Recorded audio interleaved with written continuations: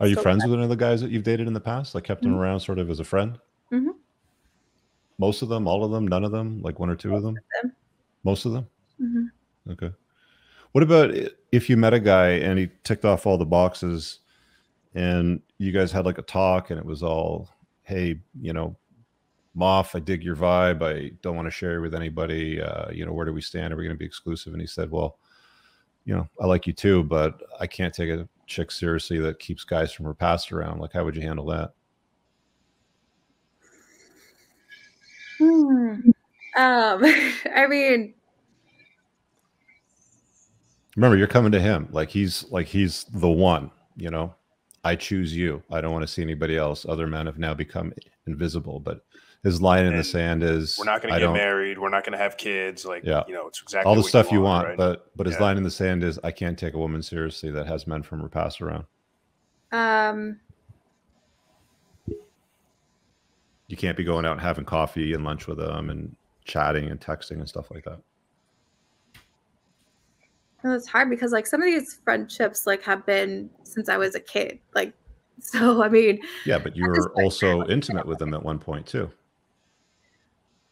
Right. I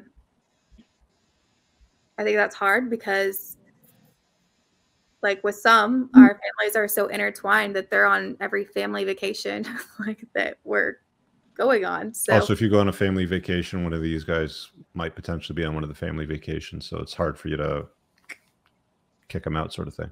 Right. It's not just me, it's my family as well. How many? Okay, so maybe I need to get some frame around this. So your family goes for vacation. Let's say you do like a Thanksgiving somewhere.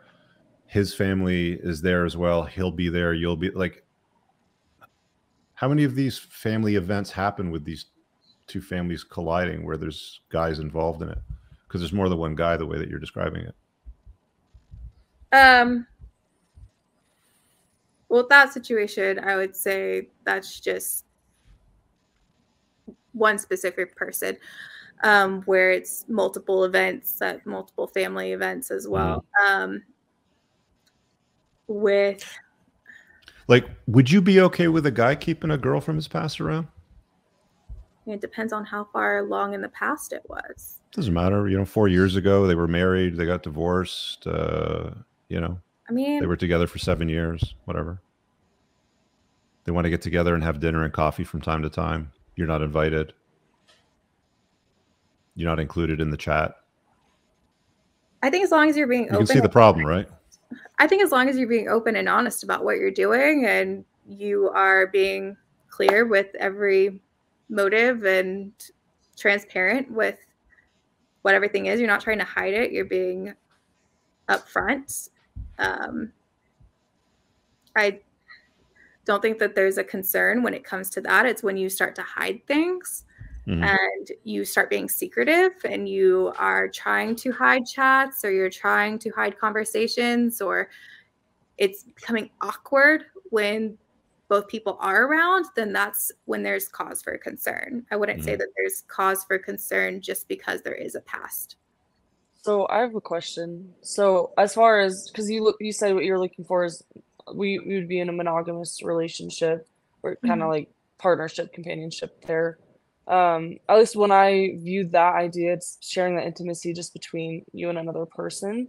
Do you feel like if they, you know, if they were talking to, like, you know, the situation that Rich laid out, their ex-wife, they were, you know, you were left out of it, they were consistently hanging out and going out. Well, see, do you feel like that would be a part of about being consistently left out?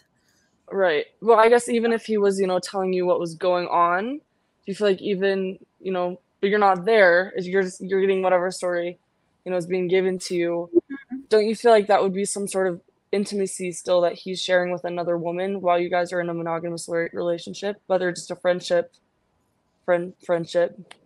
Not, I mean, I don't see how men and women can really have just like a friendship like that, especially when you've been intimate with the person.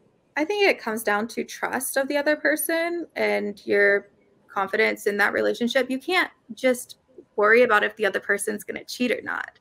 Like, they're going to cheat if they're going to cheat, but if you continually worry about it, then that's when it becomes an issue. I mean, you think it's controlling if you set those boundaries?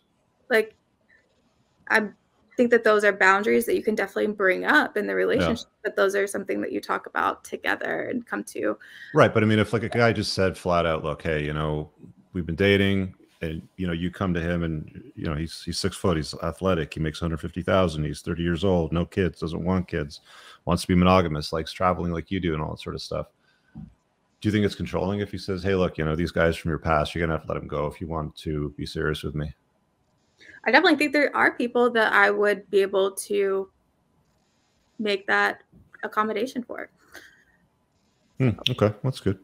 I mean, like, there's some things that I'm hearing, and I'm asking these questions to sort of get a little bit of clarity in the way that you believe the world to operate, because I follow this channel from results to choices to beliefs, because our beliefs govern the choices that we make every day, which will get us the results that we experience in our lives, right? So if you're, I mean, like a game that you can play is, you know, when you're at the grocery store and you look at what somebody puts on the conveyor belt when they're checking out and what they look like, there's always a direct correlation between what they eat and what they look like, right? And I think that's true for a lot of other areas in life: success with money, success with network, with influence, you know, with people that they hang out with, the stuff that they do, sort of stuff, right? So there's always these direct correlations, and these results flow down this channel of results, choices, beliefs, right? So I really hope you guys enjoyed that clip. If you want to watch the full-length podcast, you can find that over here, that clip's from. If you're newer to the channel, make sure you hit subscribe over here, and pin down below in the top comment, you'll find a bunch of useful links to my website, my supplement line, books, and a bunch of other stuff. Have an amazing day. Peace out.